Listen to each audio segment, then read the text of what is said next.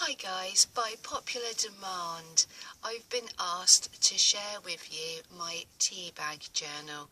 Now, it's still work in progress as it's relatively new, and I just want to share the few pages that I've started.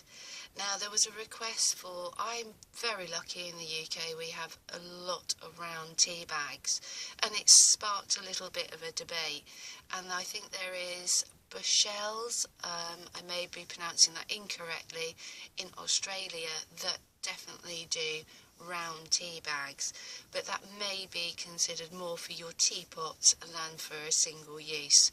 So I apologise about all the controversy that I cause. So what I've done is I've tried to incorporate some square tea bags as well as some round tea bags, as well as some oblong tea bags, trying to cater for all purposes and all needs. Now, this is a pure journal made from tea bags. I've done some stitching really to add more effect and lots of stamping. So here is the front of the journal. It's a nice size. It's around about 7.5 inches by 5 inches wide, and we've got this oblong stamped tea bag here. What I've done is I've put a couple of, without pulling the two tea bags apart, I haven't gone along the perforated edge. I've just literally put a few tea bags into my teapot, and I have been enjoying chai tea for the last couple of days. And obviously I've been drying my round black tea bags, and I've made some lovely squares. These are the squares that have been just Pritt sticked or just glue sticked down together. I've got this little pocket here which has been stamped with botanical tea. I've got some round tea bags here which I've cut into this long tag and done some more stamping on. You can write straight onto your back of your tea bags, but I'll probably be inclined to put some lines to give me some focus a little bit later on. If you are going to use a sewing machine, it is advisable to pre-warn you that you will lose some of the tea out of these tea bags. No matter how good you are, it will shed some of its dried leaves. And if you have a really fabulous, fantastic, expensive sewing machine, I would not advise you to sew down and around your tea bags unless you are very diligent and keep the bobbin section relatively clean, and be aware that you could find that it is just going to fill up at the bottom. I mean, it's nothing drastic. I've not had any problems with my sewing machine, but I am aware that it is shedding a little bit of the tea leaves, and I'd hate to think that you are going to use something spectacular and the tea leaves cause you some disappointment at a later date. We've got this wonderful stamped tag here. Now this is, you can see I've had to, my Stays On ink, it's dried, and I've just purchased a brand new ink pad, so you can really see the contrast here. I also used some coloured stamps and some inks here, but yet again they're from an old collection. I've used some stamps from Crafter's Companion, that's my latest purchase for myself, and I've made a little pink ruffle down the outside edge here.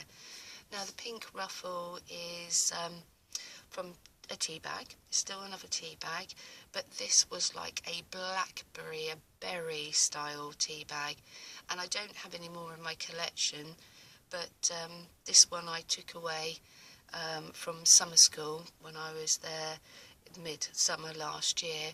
All the ladies, they put their tea bags into naturally a container, and there I was collecting tea bags whilst I was on my course and drying the papers.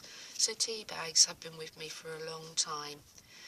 I've done machine stitching down all of these squares here. not because I needed to keep them together. The glue actually does that sufficiently well, but I wanted to add some interest to this page. So I've used a tea bag up in the far left hand corner as like a little tuck spot. Yet again, more round tea bags, glued and then just sewed around with a simple stitch. Keep your stitch length long. If you make them too short, you will find that they go straight through and they will actually cut through the tea bags rather than actually neatly stitched. So a nice long length is required. Here are some of the oblong tea bags which I've opened up completely and done some stamping. Now these happen to be very, very fine pieces of paper, and so when I stamped, it has slightly gone through to the other side, but I'm not disappointed. I'm actually going to have tags tucked in to these open ends, but you do need to be probably aware that if I was going to make an entire page from these style of tea bags, I would be very, very inclined to double back, sew them, stick them, whatever's required, but make them just a little bit more durable.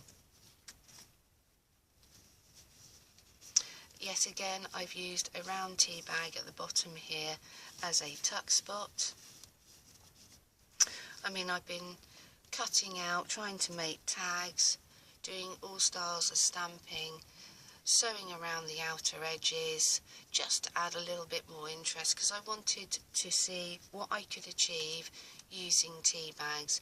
Here is a square one here. You can see where I've cut it here. I've also, just for the moment, my mind drifting, I've just literally folded it over here and I've made, where have I made? Let me move out the way. Maybe it's on the next page. One of these pages I've just got a corner spot and I've just applied. We'll see it as we go through. So let's take that one away. I mean, I've got a lovely selection now of round tea bags, and these are just some of the squares, and you've got different colours you can achieve. We've got some peppermint tea bags here.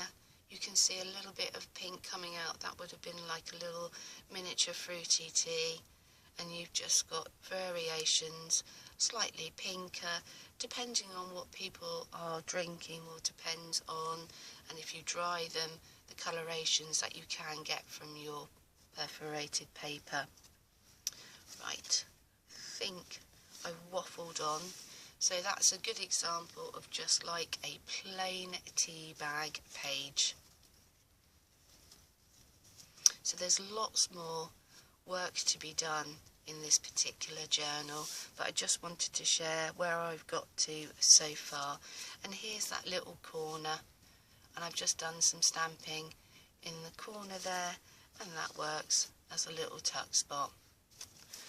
Well, I hope, guys, that you can gain some inspiration here. So this is my tea bag journal here, what I've been doing with my used tea bags. And it's pretty durable, can be tugged and pulled, so it's going to stand the test of time. Thank you, guys. I hope you enjoyed, and I'll catch up with you soon. Bye bye.